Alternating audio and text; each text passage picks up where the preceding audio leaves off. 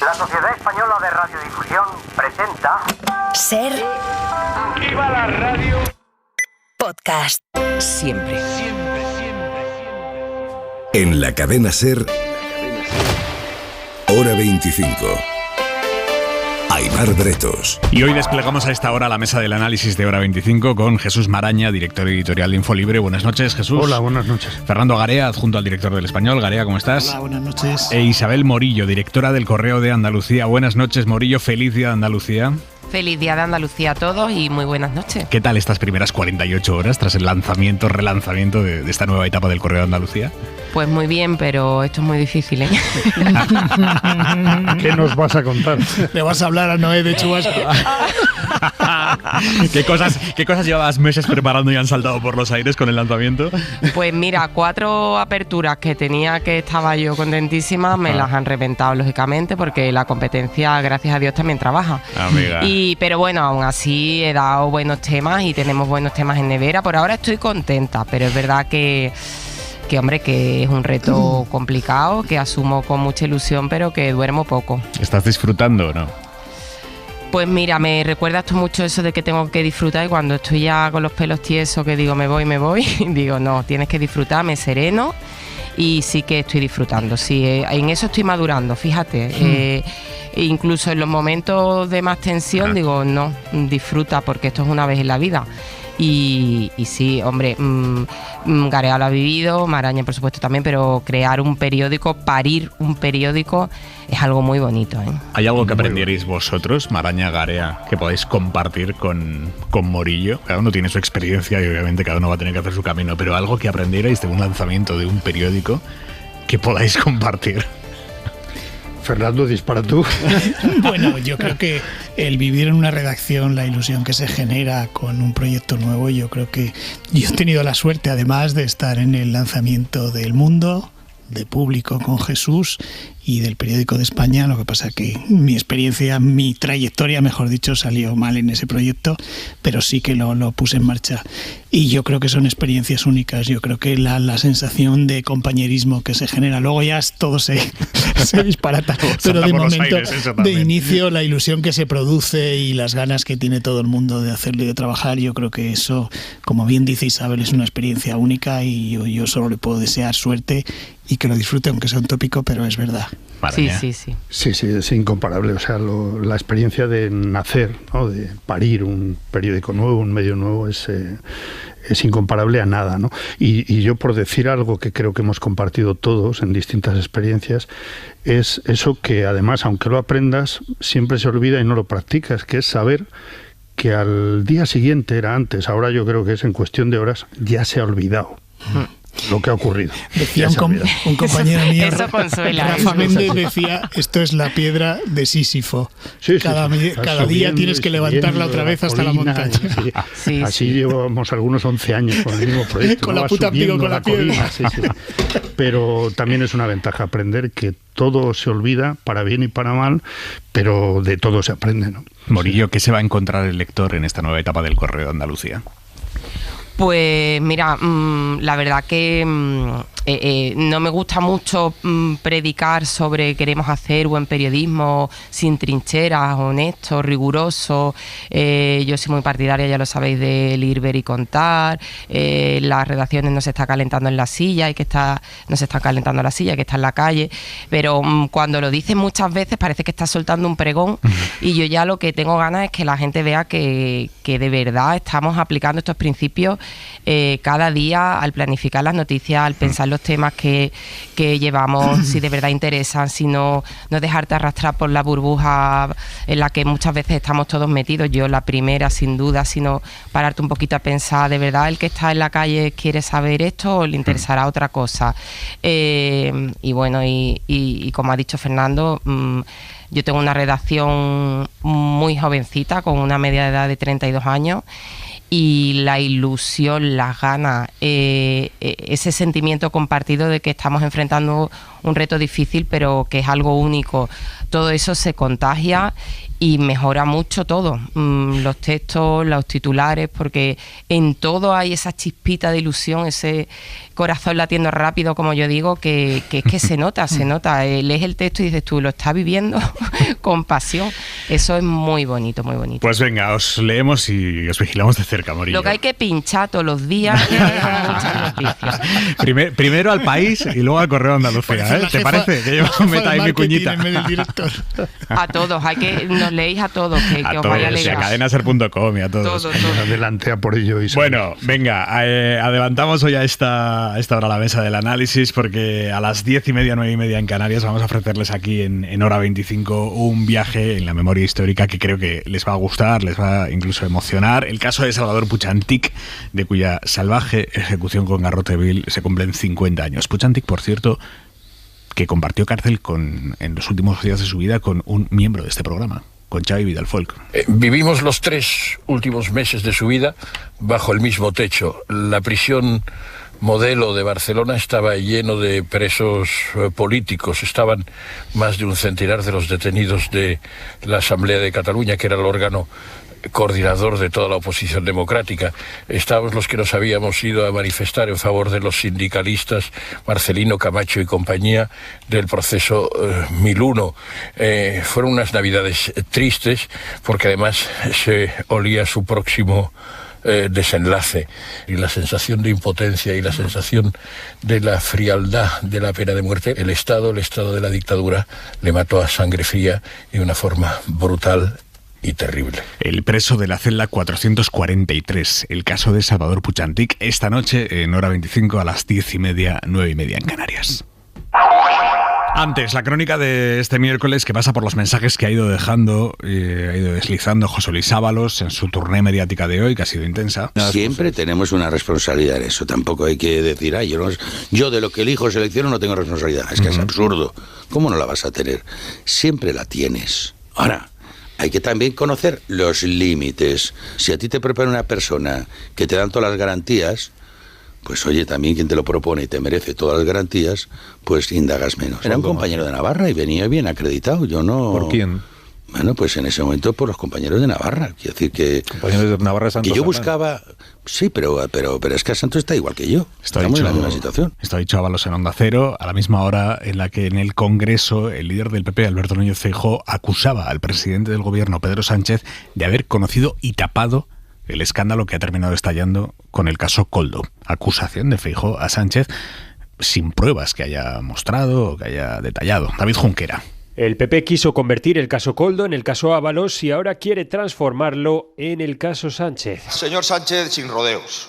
Usted lo sabía y lo tapó. El PP está convencido de que Sánchez defenestró a Ábalos porque se olía los manejos de su entorno. Sí, señor Sánchez, usted cesó al señor Ábalos por lo que le dijeron que pasaba en el ministerio, pero a la vez aforó al señor Ábalos por lo que sabía que pasaba en su partido. Y claro, Sánchez ha respondido que no está el PP para dar lecciones en materia de lucha contra la corrupción. Para ser creíble en su papel de Torquemada, debería tener tanto usted como su partido político otro currículum. Causa sonrojo el que piense que puede sacar tajada política de la corrupción. No venga usted aquí con el ventilador ni con excusas. El juez está investigando a su gobierno y está investigando a su partido. Feijóo se ha ido a la carrera. ¿Qué pruebas tiene de que el señor presidente Sánchez conocía?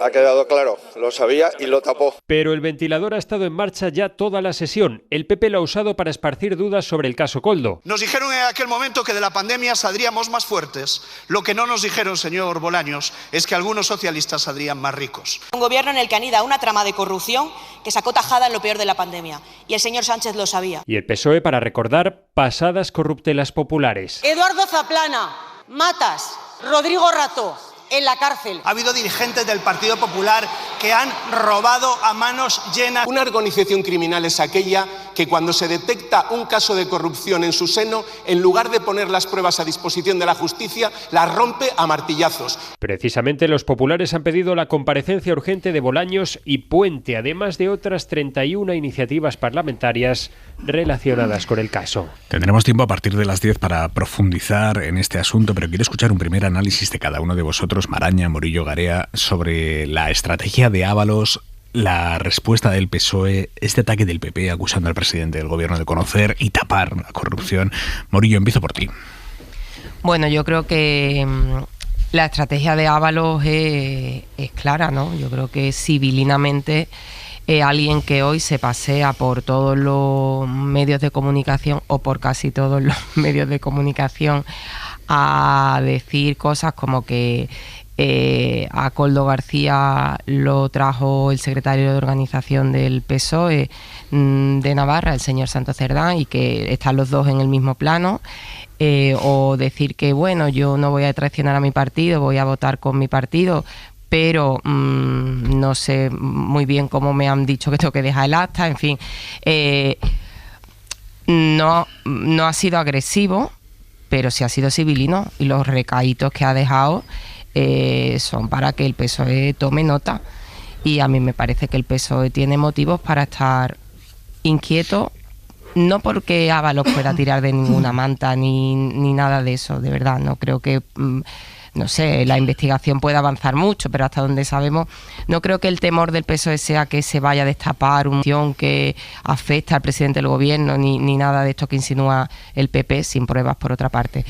Yo creo que más bien es por la tensión que genera y la atención mediática que tiene Ábalos. O sea, llevamos 72 horas de Ábalos, no se habla de otra cosa. Hoy hasta aquí la vicepresidenta Montero en el acto del 28F, claro, todas las televisiones nacionales, Ábalos, no se sale de ese círculo y van a tardar mucho. O sea, han pasado de la amnistía a Ábalos, así es muy difícil gobernar, ¿no? Y la actitud del PP no me sorprende nada, o sea, el PP ha visto una oportunidad y se ha lanzado a la yugular del presidente del gobierno, que cuando yo he oído esta mañana la sesión de control del enfrentamiento, el careo entre el presidente Sánchez y el líder de la oposición, el señor Feijóo.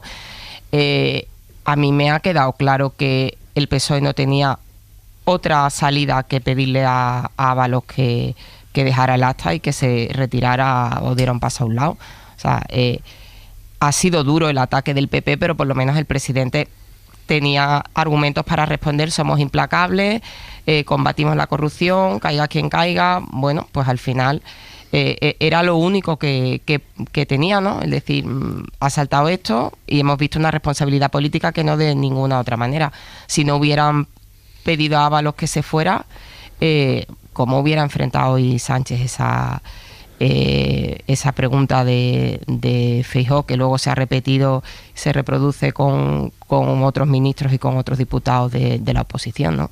Yo creo que el PP hace lo previsible, que lanzarse a la yugular de un gobierno que dice está en descomposición, y el PSOE hace lo que se espera también en estos casos, que es poner el ventilador y decir: tú a mí no me vienes a dar lecciones de corrupción, yo he tomado mis medidas, ¿no?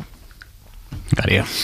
Bueno, yo creo, en primer lugar, yo creo que hay que decir que la decisión de que el Partido Socialista le pida la entrega del escaño, a mí me parece que es coherente. Además, creo que hay que elogiarla tantas veces que hemos hablado de responsabilidad política y de que se asuman.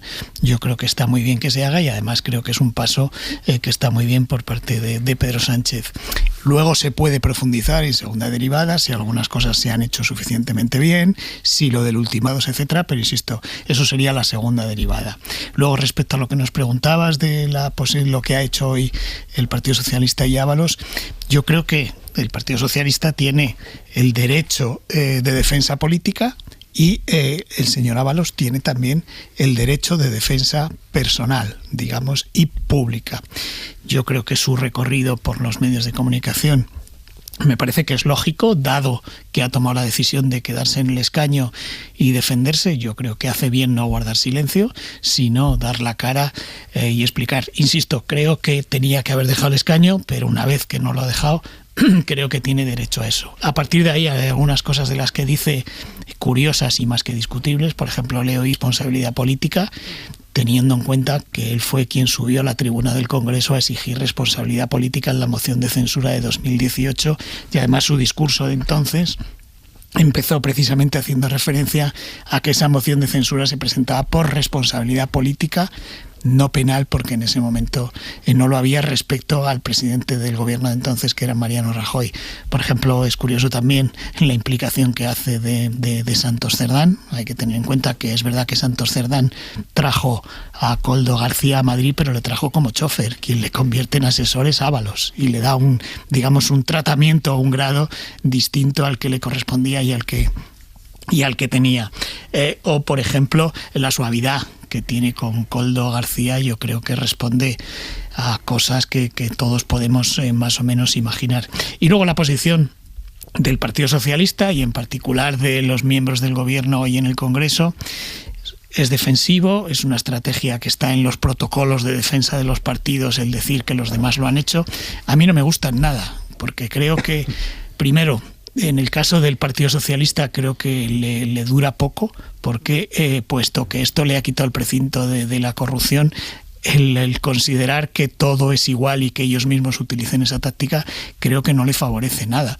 Es decir, ya han fijado el marco de que el Partido Popular es un partido corrupto y a partir de ahí le surge este caso y volvemos a hablar de tirar de la manta, de comisiones y todas estas cosas. Yo creo, me parece una estrategia poco eficaz, y además que creo que olvida que quien le pide responsabilidades y a quien tienen que explicarle no es al Partido Popular, no es a la oposición, que por cierto cumple con su función pidiendo explicaciones. A quien tiene que dar explicaciones es a los ciudadanos. Entonces, no dar explicaciones y escudarse en que quien te está preguntando tiene casos peores, me parece una estrategia desde el punto de vista democrático bastante lamentable. Maraña.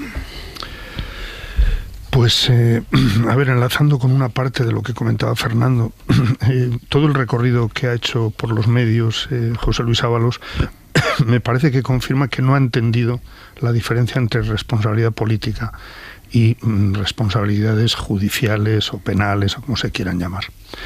No lo ha entendido, no lo ha querido entender, ¿no? A partir de ahí se puede comprender desde el punto de vista humano muchas de las cosas que dice y con la convicción y la pasión con las que lo dice, ¿no? Pero, debería simplemente mirar al retrovisor, y hay cosas que debería saber o debería no olvidar, ¿no? Cuando yo le escuchaba ayer decir que es que si hubiera entregado el acta de diputado hubiera sido un apestado y ya hubiera hundido su carrera política y hubiera aparecido como un corrupto, yo inmediatamente recordaba el caso de Josep Borrell, que es alguien no ajeno a la parte fundamental de la carrera política de José Luis Ábalos. Josep Borrell en el 98 se enfrentó a Joaquín Almunia y contra todo pronóstico ganó las primarias y llegó a la Secretaría General del PSOE. Y a los pocos meses, a partir de cierta edad, todos lo recordamos y si no lo comentamos, a los pocos meses 2 asesores suyos fueron acusados de un problema fiscal con Hacienda.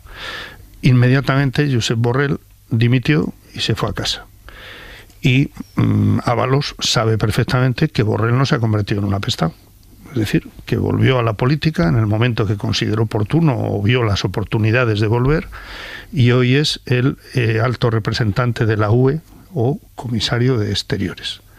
Y además compartió con Pedro Sánchez y con José Luis Ábalos y con otros y otras, pues el triunfo de Pedro Sánchez contra el aparato del PSOE, cuando todos los líderes de entonces apostaron por su contrincante, que era Susana Díaz. Es decir, Ábalos sabe perfectamente que si él asume la responsabilidad política, aunque no tenga ningún tipo de intervención, digamos, directa en las irregularidades que contiene el caso Koldo, no quiere decir que seas apestado, quiere decir que eres coherente con lo que has defendido durante años sobre cómo hay que gestionar un caso de presunta corrupción. No lo ha hecho. A partir de ahí se pueden hacer todo tipo de consideraciones humanas, personales, de quién me puso a este aquí. Y yo coincido con Fernando porque son hechos que se pueden comprobar, ¿no? Una cosa es que alguien te recomiende a alguien para que conduzca tu coche y otra cosa es meterlo en consejos de administración. Es decir, y uno tiene que ser consciente y tiene que escuchar lo que en su entorno le dicen de, oiga, cuidado, que esto es diferente, ¿no? Una cosa es esto y otra dar unas responsabilidades de las que tú te haces cargo. Y si no lo haces, ya es un problema tuyo, ¿no? Y en ese sentido yo creo que se ha confundido José Luis Ábalos, y por más pasión y convicción que le pone a sus explicaciones, creo que la base es esta. Y en eso creo que haría muy mal, y creo que en ese sentido hay que elogiar la reacción que está teniendo y que ha tenido el Gobierno y el PSOE de practicar la misma receta que ha practicado durante años, los últimos años, ante un caso de presunta corrupción. Solo un matiz, porque ayer creo que Óscar Puente también utilizó el ejemplo de Borrell. Borrell es verdad que dimitió después de que se destapara ese caso, pero no dimitió solo por eso. Y el propio Borrell luego varias veces ha explicado que él en realidad en su partido le habían hecho la cama, le impedían entrar en las sedes para hacer aquella campaña de las primarias, incluso medios que podíamos decir influyentes en el Partido Socialista en esos días, cuando él ganó las primarias, le hicieron la cama porque preferían a otro candidato. Es decir que Borrell se fue por asumir responsabilidad política de ese caso, me parece un poco incompleto. Esa fue la espita que provocó la salida de Borrell, porque siguiendo tu argumentación, Ábalos también podría sumar otros factores de desconfianza, no exactamente, de cómo se le apartó hace 2 años del poder, etcétera. Podría haber otros factores. Primero porque lo de Ábalos no está ya por fuego amigo. Creo que tenemos datos para poder decir que es una investigación de la Fiscalía después de una denuncia que hace el Partido Popular. Primero es más grave, pero bueno, no voy a entrar en gravedades. Y en cambio lo de Borrell, creo que estaba más que acreditado que aquello fue fuego amigo que se filtró desde dentro del partido para acabar con las Fernando, pero volvamos al caso. Pero espera que te haga ese matiz. Aún admitiendo parte de lo que estás diciendo, el origen, yo voy al otro, que es la consecuencia. Usted no puede decir que asumir la responsabilidad política es convertirse en un apestado. Absolutamente de acuerdo contigo. Pero vamos, yo creo que realmente la estrategia de Ábalos es clara, ¿no? Él está conservando el escaño por el aforamiento y para ganar tiempo. Vamos, no tengo yo ninguna duda de eso. O sea, Ábalos se queda en el escaño porque eso le da una condición de aforado que permite que la investigación siga avanzando. Posiblemente él no sepa hasta dónde va a llegar esa investigación o qué tipo de indicios hay, y si está sentado en un escaño, pues no lo van a llamar a declarar, porque supondría pues elevar el caso, y no creo que el juez que esté instruyendo lo haga hasta que no tenga bien armado el caso, ¿no? Por lo cual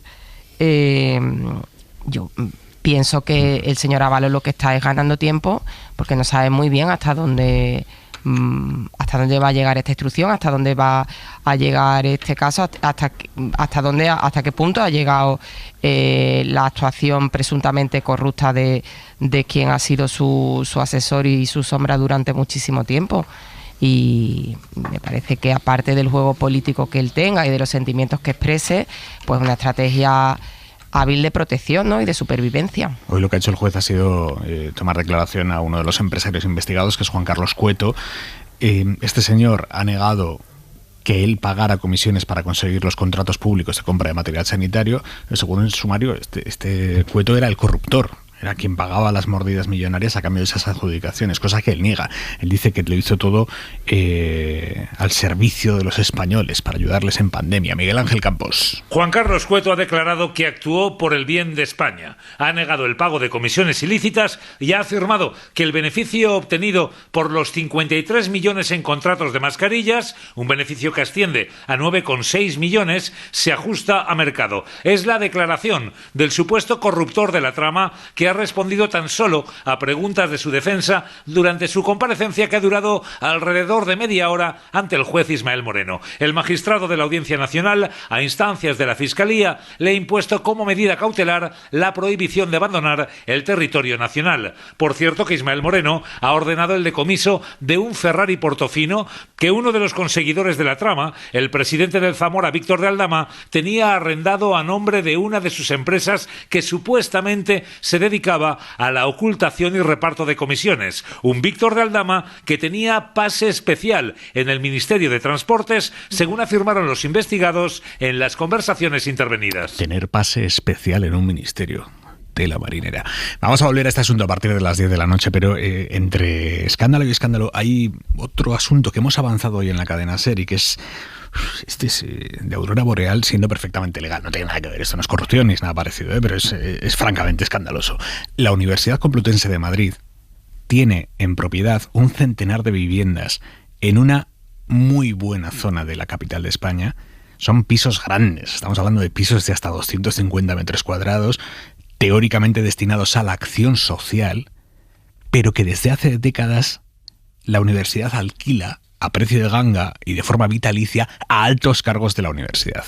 Estamos hablando de cuotas de alquiler de 212 euros. Imagínense ustedes pagar 212 euros de alquiler. Con eso ahora mismo en el centro de Madrid te alquilas una plaza de garaje y gracias. Bueno, pues la Complutense les alquila esos pisos hermosos, bastante más grandes que la media, se los alquila a empleados de la universidad, pero con unos criterios que en la práctica hacen que se los queden los altos cargos de la universidad.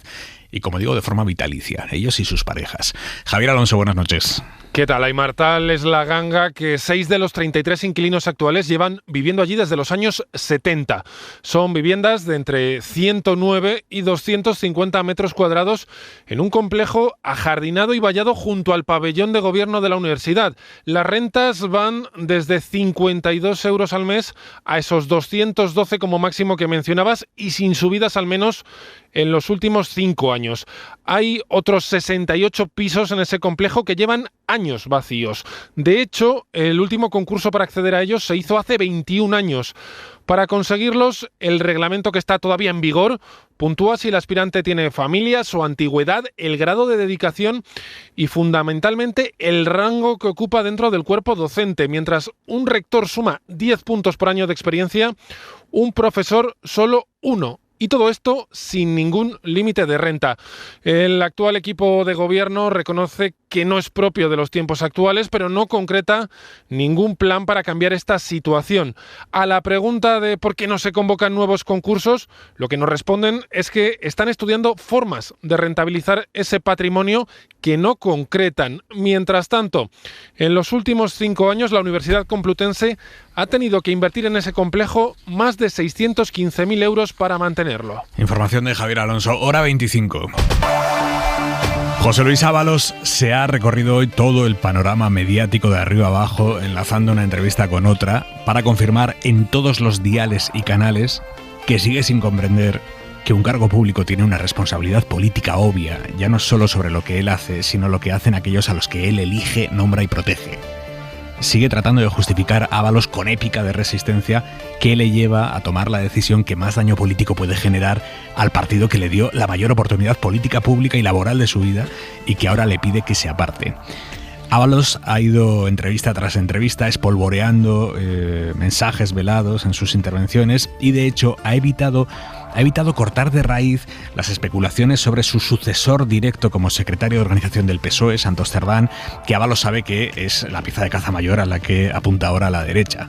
Ábalos ya a la derecha le sirve lo justo. Le sirve si eso como icono pop para enfrentarse a Sánchez y demás. Le llaman don José Luis Ábalos Parera, un crack, el mejor, menudo tío Ábalos, menudos huevos. Ábalos está políticamente amortizado. Ahora la derecha intenta apuntar a Cerdán. Ábalos lo sabe y lejos de cortar de cuajo esa línea diciendo que ganó, se ha dedicado a dejar frases como esta. ¿Quién se fía de quién en esa cadena de confianzas? Porque las confianzas también se van concatenando, ¿no? Si usted ve a una persona colaboradora de otra, pues le merece confianza, ¿cierto o no? Pues efectivamente, es ahí. ¿Dónde se pone el límite cuando uno está hablando de elementos subjetivos? Esto le viene estupendo al Partido Popular, que está intentando convertir el caso Koldo en una bomba de racimo política. Las bombas de racimo son las que explotan y diseminan la metralla en todas las direcciones, sin apuntar, que caiga donde sea, pero que caiga. El PP hoy ha intentado hacer eso, disparando acusaciones y sospechas contra medio gobierno y contra 3/4 partes del PSOE. El más duro de todos ha sido el propio Alberto Núñez Feijóo, que ha llegado a acusar sin pruebas al presidente del gobierno, Pedro Sánchez, de cometer un delito. Señor Sánchez, sin rodeos. Usted lo sabía y lo tapó. Está claro, señor Sánchez, que usted lo sabía. Esto es una acusación grave, esto trasciende la crítica política. Conocer actividades corruptas en la administración y taparlas, eso es delictivo. Feijóo no ha mostrado ni ha mencionado ninguna prueba de aquello de lo que acusa a Sánchez, pero coge el micrófono en el Congreso y acusa al presidente del gobierno de conocerlo y taparlo. Y va más allá. No venga usted aquí con el ventilador ni con excusas. El juez está investigando a su gobierno y está investigando a su partido. O Feijóo como acusación popular sabe algo que los demás no sabemos, o esto es una exageración notable, porque el PSOE como tal no está siendo investigado por nada. Insisto, que sepamos. Lo que hay es un exasesor al que se está investigando por haberse montado, por cierto, el cobro de comisiones más chapuza que se recuerda en los últimos años. Grave, gravísimo. Y están tardando todos aquellos socialistas que dirigían administraciones que adjudicaron contratos a la trama en comparecer, aceptar preguntas y explicar detalladamente cómo les llegó la oferta de esa empresa, quién les propuso contratar con esa empresa, por qué contrataron con esa empresa y no con otras, la trazabilidad total de los contratos bajo sospecha. Eso están tardando. Ahora bien, de ahí a decir... El juez está investigando a su gobierno y está investigando a su partido. Pues hay un trecho. Pero Feijóo lo ha hecho hoy y todos los suyos han ido detrás. Algunos incluso con pretendido ingenio, como Manuel Cobo. Ustedes en las instituciones las dejan como tierra quemada. Solo quedan rescoldos. Rescoldos. Hay intervenciones parlamentarias con más voluntad que ingenio y que acierto. Más allá de gracietas, hay una derivada de todo este caso Koldo que es profundamente grave, y es que cada vez hay más indicios de que los implicados en la trama sabían desde hace meses que había una operación policial que estaba investigando todo este asunto y que afectaba por lo menos a uno de ellos, al empresario Víctor de Aldama. El juez Ismael Moreno explica en su auto que ha llegado a esta conclusión de que los investigados sabían del tema, analizando una conversación del 28 de noviembre.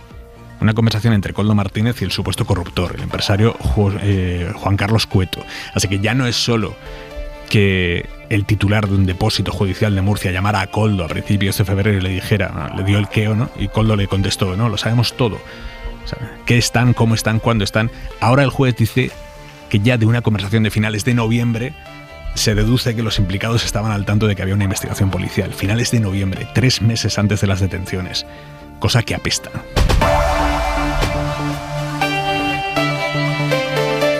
Miércoles 28 de febrero siguen Fernando Garea, Isabel Morillo, Jesús Maraña en la mesa del análisis de Hora 25, que hoy hemos desplegado hace ya media hora, porque a partir de 10:30, 9:30 en Canarias, vamos a sumergirnos en la historia de un episodio del que se cumplen 50 años, que es el caso de Salvador Puig Antich, es el último ejecutado con garrote vil en España. Hemos reunido a familiares, a abogados, a historiadores, jueces, hasta el carcelero de Puig Antich. Los reunimos esta noche para conocer todo lo que pasó en uno de los episodios más crueles en los últimos estertores de la dictadura. Vino uno y me dijo, a ver chica, ¿tú sabes lo que es el garrote vil? Y yo le dije, no. Y me lo contó tal cual. Un palo, una argolla, un tornillo por detrás que te va rompiendo los huesos del cuello. Y yo me quedé. El método creo que es de los peores y más crueles y más lentos, por otra parte, que he podido conocer. También además pasamos un rato como cogidos de la mano, sin ganas de hablar, ¿sabes? Pero hubo un momento ya que es que hablábamos poco. Era mejor callar y estar al lado de él. Yo creo que fue un cabeza de turco. Fue un fraude aquello, fue una pantomima tan bestia. Que muestra muy claramente el final del franquismo y también algunas cuestiones que llegan hasta hoy. Esto será a partir de las 10:30, 9:30 en Canarias. Pero antes, en la contra de Hora 25...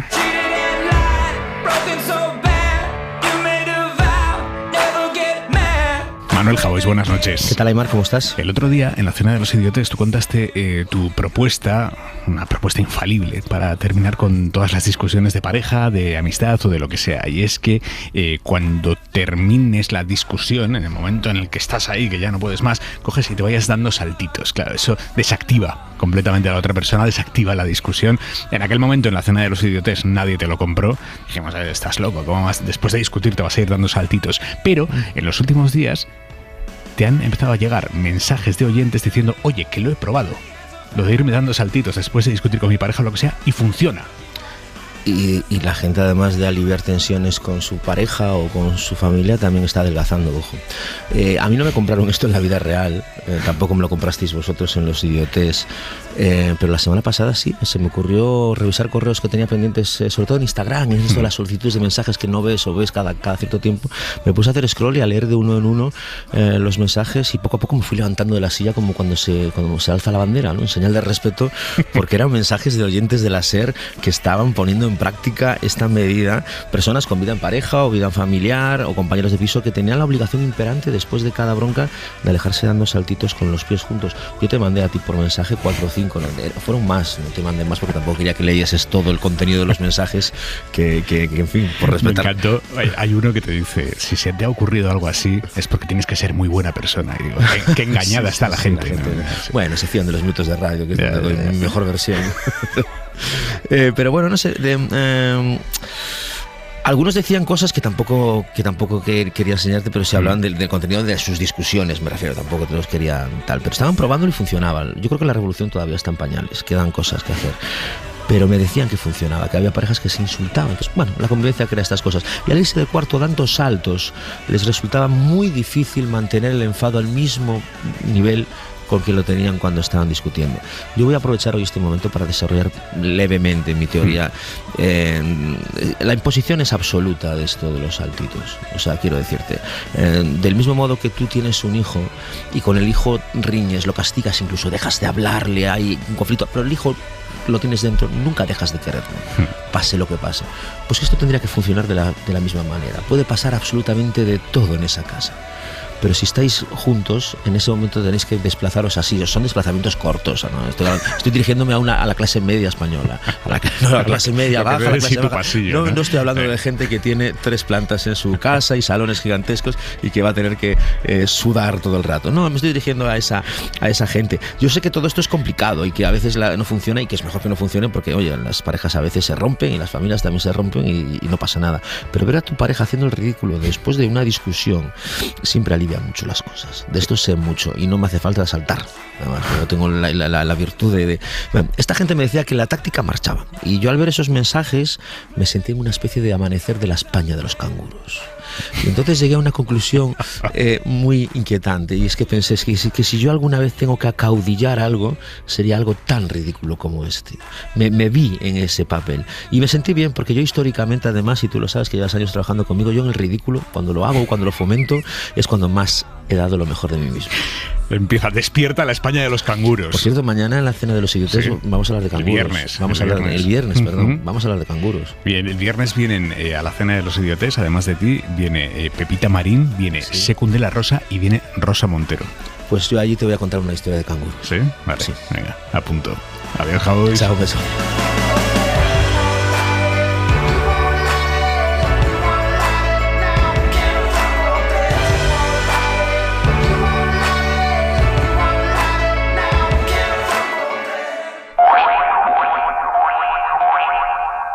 El grupo mixto es un poco como esa mesa de los retales en la boda, que metes ahí a todo el mundo que no sabe exactamente dónde poner. Nunca en la historia del grupo mixto uno de sus diputados había vivido semejante frenesí mediático como el que ha pasado hoy José Luis Ábalos. 7 entrevistas en 4 radios y 3 teles. Cansado y sin ganas de hacerlas. Lo que pasa es que me veo un poco también en la obligación y ante la insistencia de atender a los medios, pero desde luego no es parte de mi interés.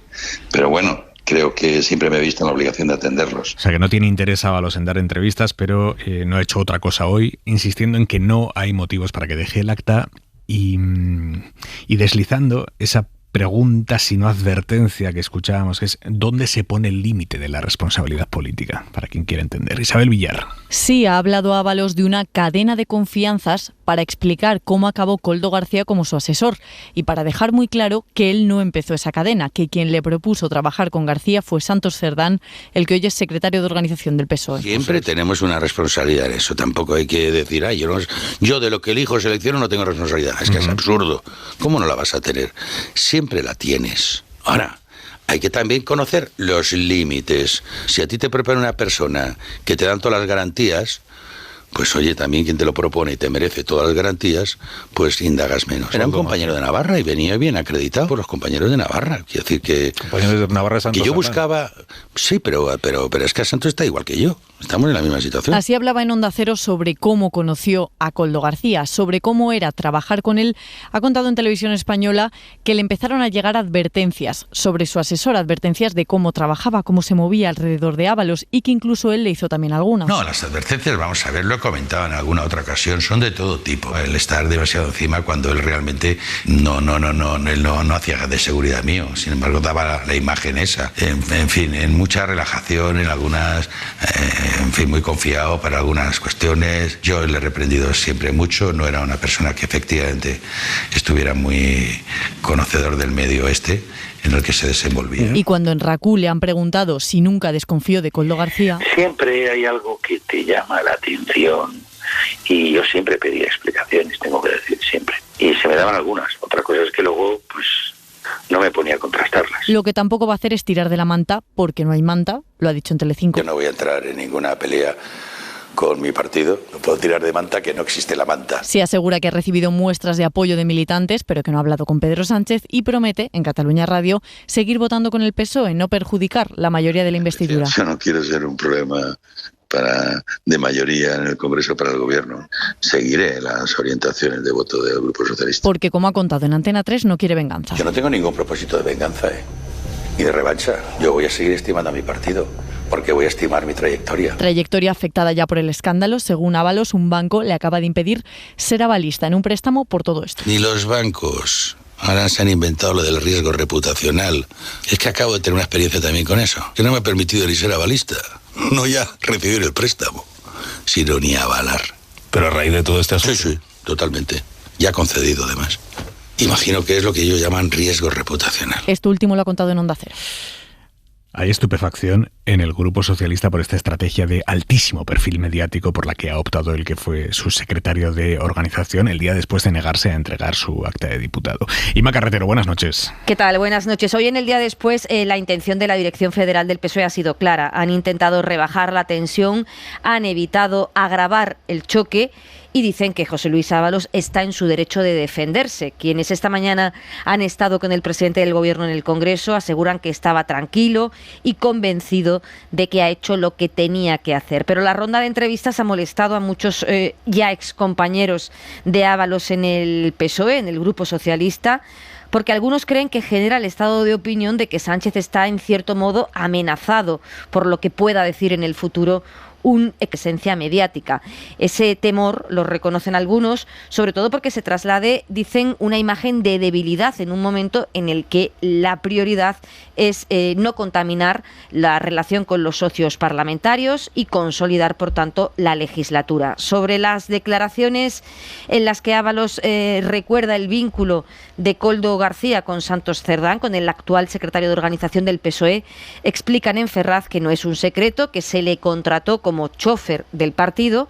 El mismo año recuerdan que el Ministerio del Interior del Partido Popular le condecoró con la Cruz Blanca de la Guardia Civil. Koldo García entró en el gobierno ya con el exministro Ábalos como asesor del nivel 30, que es el máximo nivel para el personal de libre designación. Isabel Morillo, ¿es entendible la estrategia de Ábalos? ¿Es inteligente para sus propios intereses políticos? Bueno, yo creo que también actúa herido, ¿no? Él se siente, creo que no ha sido hoy, sino ayer. Claro, es que este tour dura ya varios días, ¿no? cuando decía esto de que yo no he sido un cualquiera, que yo he sido secretario de organización y ministro, que yo he sido mucho en el Partido Socialista como para que ahora me deis una patada como si yo fuera pues el conserje de Ferran, ¿no? O sea, no decía esto, pero venía a expresar de cómo me podéis tratar así después de lo que yo he hecho por este Partido Socialista. Y hombre, sobre todo por lo que él hizo por Pedro Sánchez, ¿no?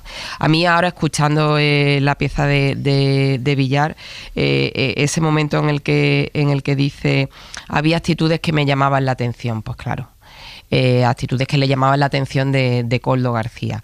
No sé qué actitudes serían, pero esta tarde he leído una información reproduciendo parte de un auto judicial fechado hoy mismo, la he leído en el Periódico de España, donde decía que este señor, que Koldo usaba en sus gastos diarios billetes de 500 euros para pagar.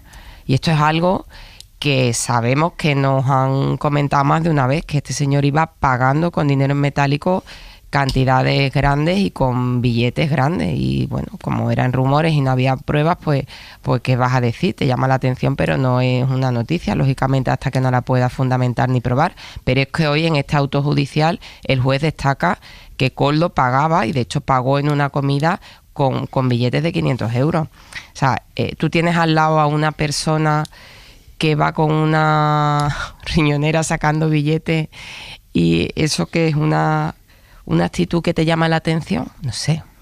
Es que hay tantas cosas, la verdad que todavía nos queda mucho por saber, pero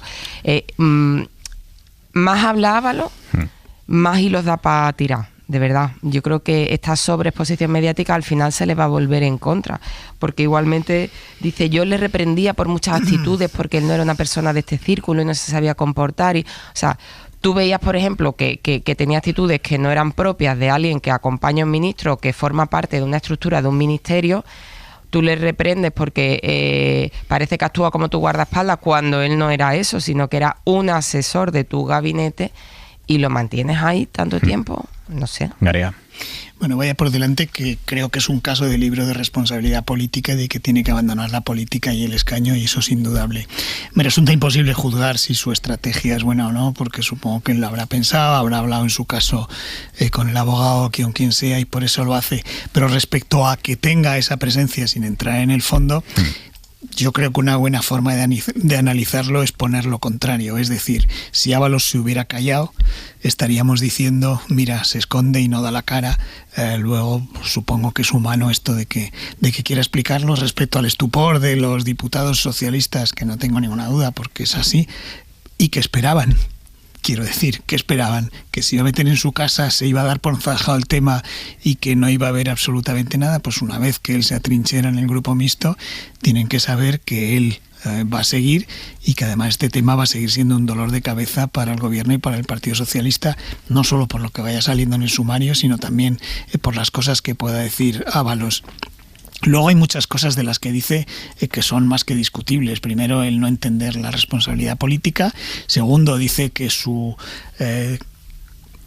problema es haber seleccionado mal. No, el problema no es haber seleccionado mal. El problema es, como él mismo explica, haber tenido al lado a alguien que todo el mundo le avisa y que él ve cuáles son los comportamientos y sin embargo le mantiene. Claro. Lo que ocurre es que esa parte de la responsabilidad yo me atrevo a extenderla también. Es decir, hace tiempo se publicó en varios medios cosas como esto de que manejaba los billetes, que pagaba los hoteles con billetes de 500 euros. Todo eso era conocido y publicado.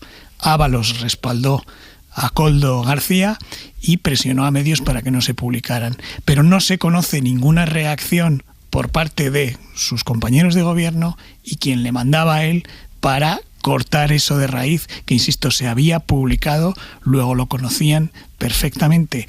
Yo, que llevo muchos años haciendo información política, no recuerdo ningún ministro con una figura al lado del tipo de la de Koldo García, que hace de guardaespaldas, de recadero, que el otro día el alcalde socialista de León contó que le había amenazado, que Koldo le amenazó porque había criticado la política de infraestructuras. ¿Es que esto no llegó a la dirección del Partido Socialista? Maraña. Es que me he quedado en un lapsus cuando te he oído lo de guardaespaldas, porque inmediatamente me he acordado del ángel de la guarda del exministro Fernández Díaz. Pues era un santo, no tenía cargo público, sí. Que sepamos. No, Santo Marcelo, que le ayudaba a aparcar. Que sepamos, no tenía nivel 30. Sí, hemos vivido cosas en este país alucinantes, ¿no? Bueno, no, a mí es que me parece, por supuesto que Ábalos tiene derecho a salir, a recorrer los medios, a defenderse, etcétera, pero hay formas de hacerlo, ¿no? Y sin embargo ha escogido el manual del victimismo, ¿no? Y quiere aparecer como víctima por abajo del propio Koldo García, que le ha engañado, ¿no? Y por arriba, por decirlo así, de sus propios compañeros de partido, sus jefes, etcétera, que le han dejado solo, le han abandonado, etcétera. Y no se puede escoger todo a la vez, porque de hecho en todo ese recorrido, en todas esas declaraciones, hay una autoacusación permanente. Es que es el propio Ábalos quien, cuando narra desde su punto de vista lo ocurrido, ya se está adjudicando una responsabilidad política que no asume. Y esto es un problema. Sí. Es decir, que en el fondo es sencillo de analizar el asunto. Lo que pasa es que, por medio, hay una concepción de lo que es un problema político que además lo ciñe a un problema interno, con su partido, con sus compañeros, etcétera. O sea, no llega a analizar el asunto como una pues como una traición, una decepción, un fraude al electorado, a la ciudadanía y en su caso al electorado. Es que yo creo que eso no tiene vuelta de hoja. Es decir, no se puede decir, como ha dicho Ábalos, que no hay ética pública. No, oiga, lo que no habrá es una coincidencia con su concepto de la ética pública. Pero no puede imponer ahora mismo un relato que es que contradice además lo que viene practicando usted y su partido sobre casos de irregularidades, etcétera, etcétera, desde hace años, insisto. Y además es evidente que si su reacción hubiera sido otra, la de asumir la responsabilidad política, y si quiere usted salir, puede dar una entrevista, puede hacer un comunicado, puede detallar lo que usted quiera, pero da ese paso y desde luego hubiera desmontado toda esa estrategia de la derecha política de utilizar esto con una sobreactuación, a mi juicio, evidente, sobre lo que es efectivamente una responsabilidad política que ellos no han asumido. Se podrían citar unos cuantos casos. Sí, ¿no? Lo que dice Ábalos tiene razón, no tiene un pase respecto a la responsabilidad política. Pero este caso tiene, al menos por lo que vamos sabiendo y siempre presuntamente, algunas cosas que a mí por lo menos me llena de dudas. Pongámonos en la escena que más o menos se describe en los autos judiciales y lo que sabemos de la investigación, y es que Koldo, con un cargo público, presuntamente cobraba de las empresas para que se le diera contratos de las administraciones, ¿vale?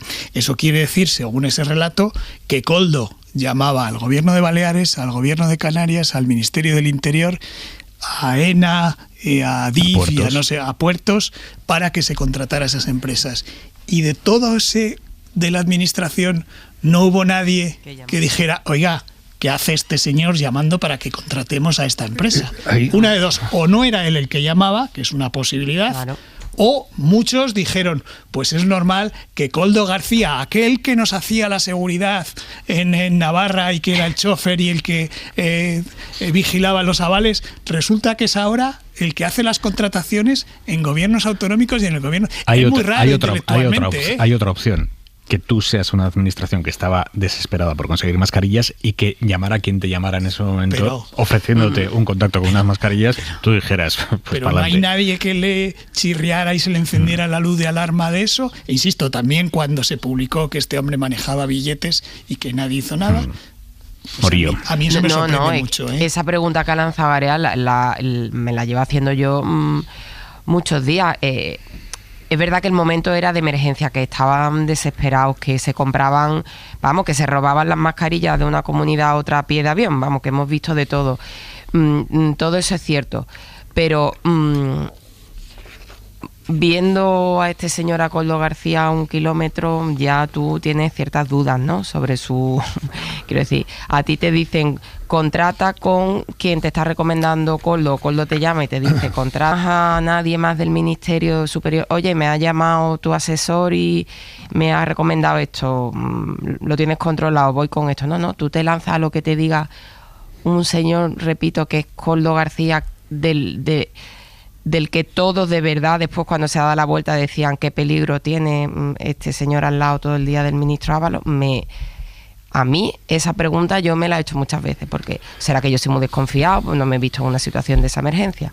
Pero a ti te recomienda alguien algo y tú no llamas al superior, que no sé, es rarísimo. Es todo muy raro, ¿eh? Sí, ahí entramos en otro aspecto interesantísimo y ojalá fuera donde se pusiera el foco, digo, en el debate político sobre lo que ocurrió con tantas contrataciones, adjudicaciones, etcétera. Y cabría preguntarse muchas cosas. Una esa, pero otra es, bueno, no es lo mismo que en un contrato de emergencia, cuando se necesitaban mascarillas a toda velocidad, etcétera, se vieran comisionistas que querían un 40% o que tenían una comisión normal en una contratación pública o privada. Y segundo, que creo que tiene que ver con dónde ha estado un poquito, si no fuera por el señor Ábalos, habría estado más el foco en el presunto cerebro de la operación, en el empresario, ¿no? Que también cabe preguntarse, pero no hay ningún filtro en una administración que se pregunte, oiga, pero vamos a hacer esta contratación con alguien para el que el fiscal está pidiendo 50 años de cárcel por un escándalo de operación de venta de armas con sobornos a funcionarios públicos, etcétera, etcétera. Pero ahí entramos en un debate interesantísimo que sería el más eficaz o el más pragmático de cara al futuro, que es, en lo que dices tú, Fernando, es un contrato en una administración no lo saben solo dos personas. Pero es muy importante. Lo saben más. Es muy importante. Entonces, por ejemplo, la protección de los denunciantes. Si alguien vio algo raro en una contratación, lo primero es protegerlo para que pueda denunciar sin Ni siquiera hace sin falta que denunciarlo en el sufra juzgado. ninguna Bastaba consecuencia. con que alguien hubiera dado la luz de alarma dentro del partido, Correcto. del Partido Socialista. Correcto. A mí esto, ya que estamos hoy por la perspectiva, yo que soy muy mayor, me acuerdo del caso Juan Guerra. Es decir, cuando estalló el caso Juan Guerra, todo el mundo decía, joder, pero nadie le llamó la atención que un tipo en la delegación del gobierno de Sevilla estuviera un despacho y estuviera ahí agilizando papeles y arreglando cosas con todas las administraciones. Y fíjate, un caso que no tuvo al final consecuencias penales, pero había una responsabilidad política. Pero pasa en todo, porque hubo un silencio, de mucha gente que consideró normal que el hermano del vicepresidente hiciera favores desde un despacho oficial de la delegación del gobierno. Pues en este caso tiene toda la pinta, presuntamente, supuestamente, de que hubo mucha gente que guardó silencio y quienes vieron y tenían autoridad sobre Ábalos para decirle, pero ¿dónde vas con esto y de esta manera?, no se lo dijo. Morillo. Pero es que siempre pasa lo mismo. En el caso de los ERE, salvando todas las distancias posibles que las hay, el que daba las ayudas, digamos, el director general de trabajo, ya fallecido, que daba las ayudas, la barra de un bar con un POSI, que se sabía que tenía serios problemas de adicciones, que bueno, que tenía una vida muy comentada en los pasillos de la Consejería de Empleo, y que se sabía cómo actuaba. Y durante 10 años estuvo haciendo lo mismo. Cuando saltó el caso y el escándalo, todo el mundo decía, bueno, claro, que eso se sabía, que el director general de trabajo, es que eso no era normal, es que citaba a la gente en los bares con copas y daba ayuda sin que mediara expediente alguno. Y eso se hace durante 10 años y nadie... O sea, creo que no se han podido arrepentir más y no se aprende. Claro que cuando hay una actitud que tú ves rara, con el paso del tiempo te das cuenta de todo, pero en el momento nadie se dio cuenta. Es que hay cosas que son evidentes. Nadie se dio cuenta durante todo este tiempo de lo que estaba pasando con Koldo García, o es que se mira para otro lado cuando hay algo así que está vinculado con alguien más poderoso que tú, que es lo que suele pasar, ¿no? Como hay alguien por arriba que es más poderoso que tú, te calla. Fíjate, qué materia tan interesante para esas comisiones de investigación. Es decir, que de alguna manera se pudiera concluir qué filtros, qué controles han fallado durante mucho tiempo para que no se detectara en su día algo así, ¿no? Lo que presuntamente está en ese caso. Lo decía el último informe de Transparencia Internacional, hay advertencias de todo tipo. No es que España sea un país corrupto, ni mucho menos, pero es evidente que todavía hay lagunas, que en todos esos filtros y controles que debe haber en cualquier administración pública hay cosas que siguen fallando. E insisto en que hay posibles denunciantes que no se sienten con la confianza de que no les pase nada, por decir, oiga, que esto no es normal, esto no es regular, ¿no? Bueno, pues en todo eso, o sea, el problema es cuando la reacción a un caso irregular, ya veremos lo que dicen los tribunales, pero yo insisto en separar absolutamente lo que es la línea judicial y lo que es la responsabilidad política. Oiga, hay una responsabilidad política, hay que asumirla y actuar en consecuencia. Y dicho esto, aprendamos algo. Y desde luego tampoco con la estrategia que está siguiendo la oposición de acusar al presidente del gobierno de jefe de una trama criminal, pues no vamos a ninguna parte. Bueno, lo que pasa es que cuando estalla un caso de corrupción yo prefiero mirar a quienes lo tienen y no a quienes hacen oposición sobre eso, ¿no? Y en este caso lo que me parece es que lo que tenemos que ver es que... Bueno, eso es relativo, Fernando, porque si lo hacen es por algo. Bueno, porque ellos tienen una mochila, pero, es decir, en eso la credibilidad está... Insisto, que yo como ciudadano y periodista hablo del caso, pero yo tan repugnante me parece uno como otro. Entonces, por eso decía antes que me parece una pésima estrategia de quien se defiende hablando de los casos de los en demás. La reacción yo creo además, que no hay equidistancia posible. ¿eh? Bueno, podemos examinar la acumulación cronológica de casos. Yo en eso Fernando, en eso no veo equidistancia. Yo en eso no voy a entrar. Estamos hablando de un caso ahora muy concreto, que está además por determinar hasta dónde llega. Lo que sabemos es absolutamente horrible y entrar en comparación. Porque fíjate además, si miramos para atrás, hasta dónde podemos mover el cuello. Pero cuando hablamos de responsabilidad política, ¿en serio alguien tiene el cuajo de decir, teniendo en su partido a Esperanza Aguirre y la charca de ranas para hablar de responsabilidad política? Hablando de memoria y de política, el PP andaluz ha nombrado director del Patronato Cultural Federico García Lorca a un político que se refirió a la memoria histórica como memez histérica. Isabel Villar. Es Antonio Membrilla, portavoz del PP en una ciudad de Granada, Armilla, y elegido para ser director de este patronato que depende de la Diputación y gestiona el museo de la casa natal del poeta. Lo han elegido pese a que, como decías, en 2020 se burló de la memoria histórica en respuesta a un usuario de Twitter que escribió esto. España, el país en el que si tu abuelo luchó en el bando equivocado de la guerra hace más de 80 años, no puedes ni opinar. Pero en el que si unos tíos ponían bombas y pegaban tiros en la nuca hace 4 días, pelillos a la mar, que tienen derecho a rehacer su vida y tal. Esto lo escribió un usuario y Membrilla lo compartió diciendo que el comentario servía para explicar rápidamente eso de la memoria histórica o memez histérica. Ahora va a ser el director del patronato Federico García Lorca, asesinado por el franquismo al principio de la guerra. Los socialistas ponen el grito en el cielo, dicen que es un insulto. Membrilla ha borrado el tuit esta noche, asegura que solo quería criticar a quienes visibilizan unas víctimas frente a otras. Si alguien se ha visto ofendido o ha malinterpretado el mensaje, le pido disculpas, dice. Se ha malinterpretado el mensaje, ¿no? Es que memez histérica... mucha interpretación no tiene. En fin, hablando de memoria histórica, el último ejecutado con garrote vil en España fue el anarquista Salvador Puig Antich en el 74. Se cumplen esta semana 50 años y en unos minutos van a escuchar aquí en Hora 25 un documental sonoro fantástico sobre aquel episodio especialmente cruel de los últimos años de la dictadura, un episodio plagado de irregularidades. El preso de la celda 443. Así se titula un podcast al que ha dado forma el subdirector de Hora 25, Víctor Olazábal, y que al mismo tiempo que lo escucharemos en la radio se va a publicar en 3 episodios más extensos, más completos, en todas las plataformas de audio y también en cadenaser.com. Para no perderte ningún episodio, síguenos en la aplicación o la web de la SER, Podium Podcast o tu plataforma de audio favorita.